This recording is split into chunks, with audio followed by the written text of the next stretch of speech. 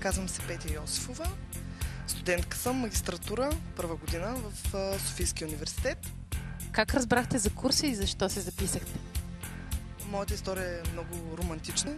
На мен щатите ми причиниха много хубави и много лоши неща.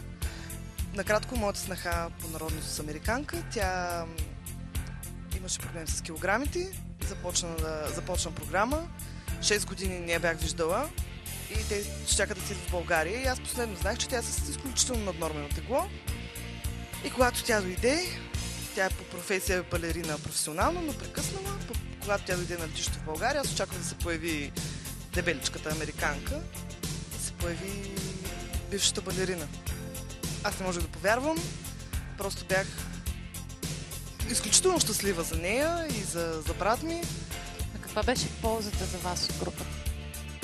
За мен беше изключително голяма, тъй като след претърпян автомобилен инцидент ми откриха дископатия на кръста, вследствие на катастрофата и просто при който и лекар да отида, на която и врата да почукам, всеки ми казва: чакай малко, на колко килограма си? Аз към 80, което беше далеч от истината.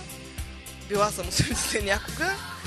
И те ми казват: преди да свалиш 20 кг, въобще не да се насочиш насам, ще ти дам един кръст, едни крака, нищо ти няма, ти си млад човек.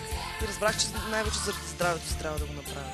Моите лични резултати са 15 кг до момента свалени, в сантиметри 69, мисля. И голям процент мазнини, над 6 вече процента мазнини, общи мазнини съм свалила. Чувствам се така, както не съм се чувствала никога, свежа, бодра преди всичко, със самочувствие, което ми е липсвало, и щастлива много, и всичко е съвсем различно, по друг начин.